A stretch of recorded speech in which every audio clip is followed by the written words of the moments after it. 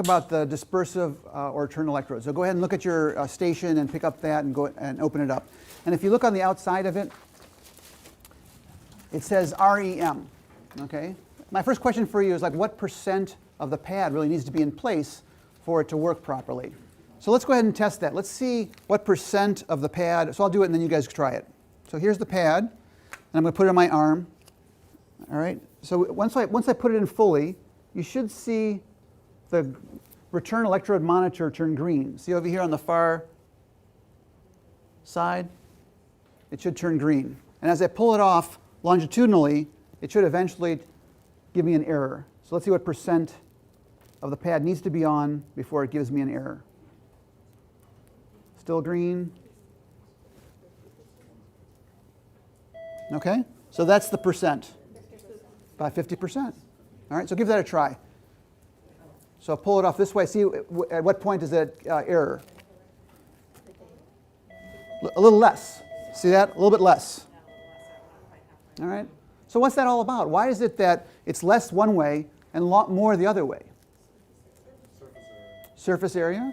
So is it possible? So why is it that if I just touch the two together, watch, I get a green without any surface area on skin? Right, so most people don't recognize that the pad has two subpads, right, with something in between. There's an electrode, and they both serve as your dispersive electrode when you apply electrosurgery. But it has its own interrogatory circuit between the two, and it's measuring the resistance between the one pad to the other pad. So if you have skin in between, that's the perfect amount of resistance. Right? It's not too much the way it is now, and it's not too little the way it would be like this. See, I still get an error if there's too little resistance. So at one point, you'll get just the right resistance, just the right amount, the same as it would be for skin, to the point where it turns green. So pure is that low voltage continuous waveform that we talked about earlier. Blend is the blend of 50%. So 50% of the time it's on, the duty cycle is on, 50% of the time it's off. And so that's the voltage of cut?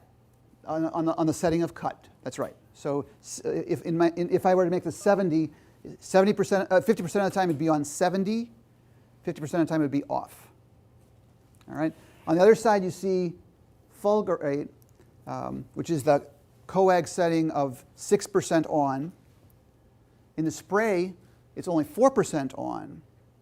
Okay. The other things that change when you go to blend and spray is that power impedance curves. Remember we talked about that before? So if the impedance is down here and the power is here, when you go from a pure to a blend, you get a shift in the power impedance curve.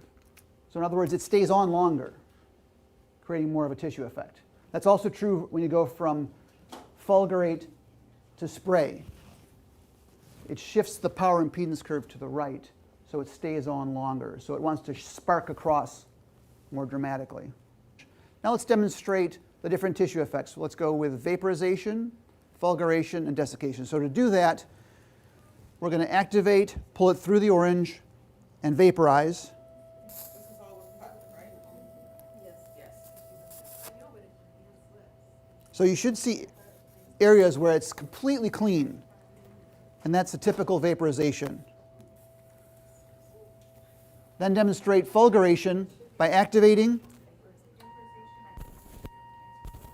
pull it through the same way. See how you get this spray?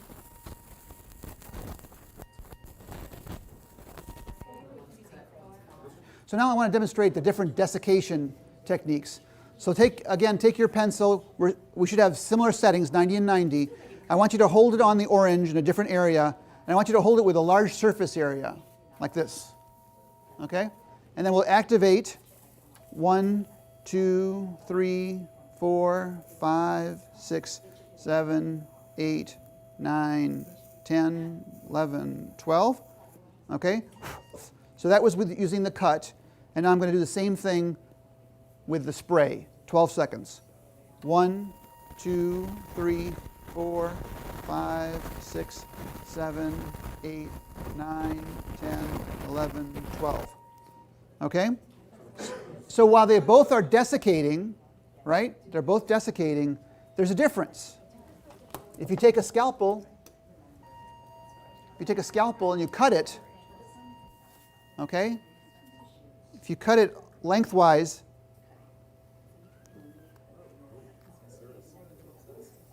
you should see a difference in the depth.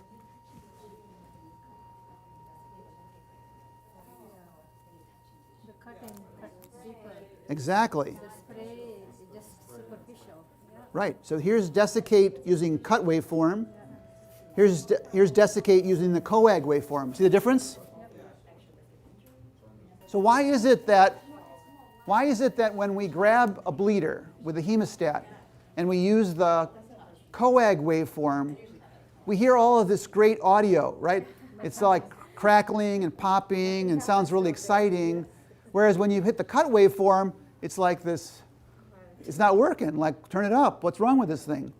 Well, it's because of this, because you have high voltage with coag, so you get this very high tissue effect rapidly, superficially. Whereas the cut waveform, very low voltage, it's going to penetrate deep without all of that kind of superficial effect early on. So that's the difference. That's why you want to use cut to desiccate. And here you've demonstrated it, the difference between the two. So this is a 25-watt fluorescent bulb, right? So it's got a filament inside of it. And so the wire goes from the end here through the filament and then out through the sides here, right? So if I want to light the bulb up, I should be able to go from the bovie to one terminal, through the filament, back through my fingers, and then back to the dispersive electrode, right? So that's the circuit. As long as you can explain the circuit, you should be fine. So I've got it set at 30, actually I'll go to 25, because this is a 25-watt bulb. All right? Now, how do I hold the bulb? Do I hold it like this? So I'm going to hold it with large surface area, and I'm going to put the bovie right at the very end of it. And what should I see?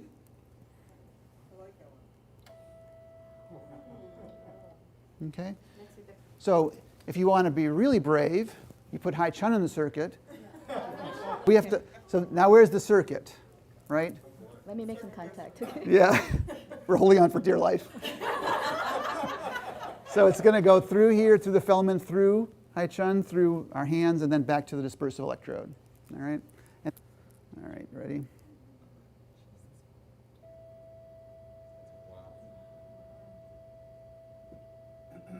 And you could actually use a chain of people. I turn it up, obviously, but a more dramatic way to demonstrate straight current with an open activation is to use a light bulb, all right, an incandescent light bulb.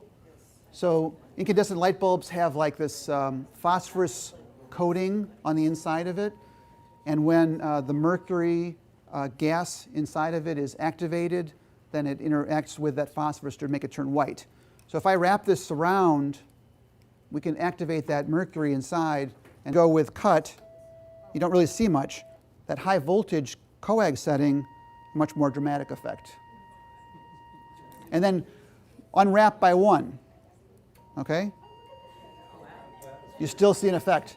Unwrap by one, you still get an effect. Do a closed activation, nothing. So open activation promotes that those stray circuits.